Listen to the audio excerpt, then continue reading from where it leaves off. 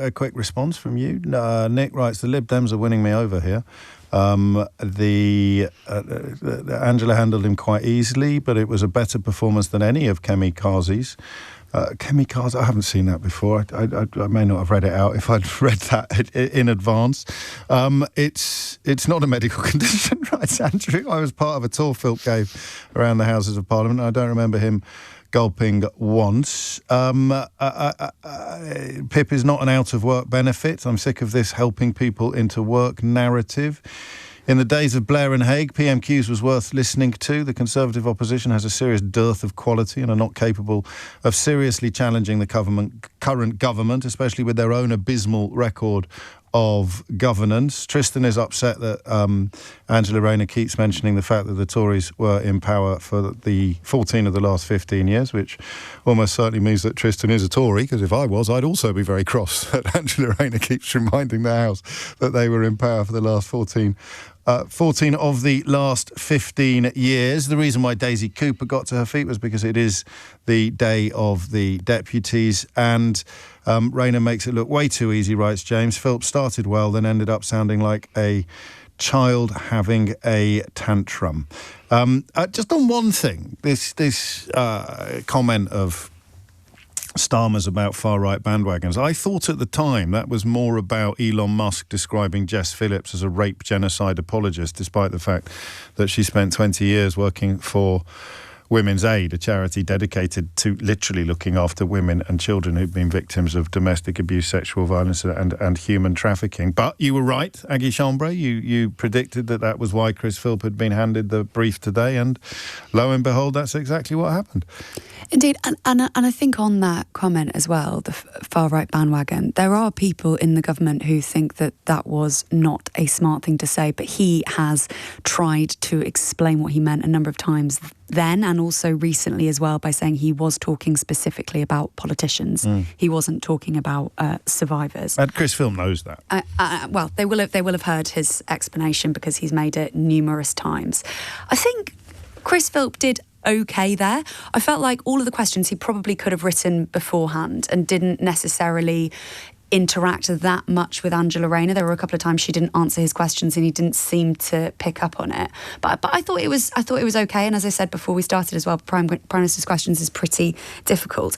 I do wonder whether the Conservatives have forgotten who commissioned Louise Casey's report, because they keep quoting it back to the government. The government did commission it, and they are, I think, aware of what it says. So trying to kind of get them on that detail and quoting her back to them, I'm not sure is that effective.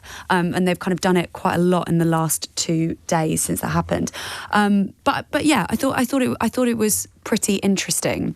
I think in terms of Angela Rayner trying to defend Starmer's record, I thought that was fairly successful in terms of what he did when he was Director of Public Prosecutions. And on the data, I think everybody at this stage agrees with what Louise Casey said, that the data was inaccurate. When it was collected, it was only half collected, and that wasn't successful enough, really. They also both started by paying tribute to the people who lost their lives in the air crash in India too, which is, I think, the first time Angela Rayner had been in the dispatch box, which I think is why they did that there.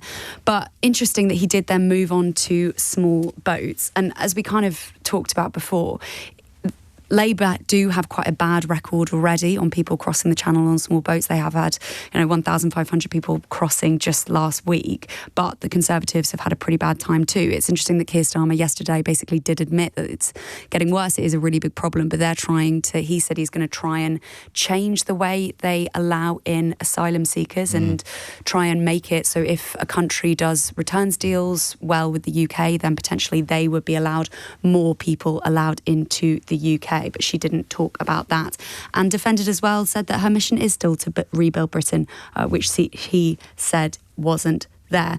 And also brought up Article 3, which is something we actually hadn't talked about beforehand. But Article 3 has been in the news because ITV did this big expose about people using Article 3, which is in the European Court of Human Rights. It's on torture and degrading punishment. And ITV did this expose which said that people were using it to stop the extradition process. And Yvette Cooper, actually last night, the Home Secretary said she had ordered an urgent review on that. But Chris Philp brought that up too. And Angela Rayner's answer, as it was on most things, really said they had 14 years of failure on the issues and they didn't do anything. Said Johnny-come-lately. Johnny-come-lately, indeed. Quite ill-tempered, that. I thought that Rayner's response to the original question may have diffused some of the unpleasantness that Chris Philp was planning on bringing to the table. And it kind of did briefly, but then things got quite... not quite ill-mannered, but got quite testy. Do you think we've got 4 years of the two main parties competing with each other over who can sound the most negative towards immigration in general, while neither admit the necessity of immigration at relatively high levels to sustain our ageing population and our economy? It's going to be a mad few years. I think probably, unless Reform UK take a massive dip in the polls and something happens to Nigel Farage that, he resigns from politics or something. But because I think he will always be there to tell even bigger immigration-related porkies than either of the two main parties can do so unprompted. I think so. I thought it was really interesting yesterday that Sir Keir Starmer was asked what his biggest mistake in the first year of politics was, and he said that they hadn't been able to tell a good enough story about what they were trying to do, which has been a massive criticism of their government. And, if they're now taking that on and potentially going to try and tell a better story, well, maybe that would be a story that is distinct to Reform UK, but we haven't... And the problem is, where do they tell it? Something that we've asked many times on this programme. Martin's not very happy. He says, I see you only read out the texts who think Rayner did well. OK, that's from Martin, who described himself as driving when he sent that. Let's click on... OK, let's do some more. Chris Philp did well. Rayner was shocking. That's from Martin, who described himself as driving. Wow, Angela Rayner doing the same thing as Keir Starmer, answering nothing and deflecting everything. I think Chris Phelps bust it, basically. Are we all doing the work? I don't understand that last bit. That's from Martin, who describes himself as driving. Wow, Chris Phelps, this is a bit of a revelation, isn't it? This makes the members think, what decision they made with Kemi. He is giving Angela Rayner a real lesson at the dispatch box. And that's from Martin, who describes himself as driving. And that is all the ones I could find. Apart from Tristan's, I read out Tristan's as well. There we go. So thank you to Martin. Unless there are 4 Martins who describe themselves as driving, in which case thank you to all of them.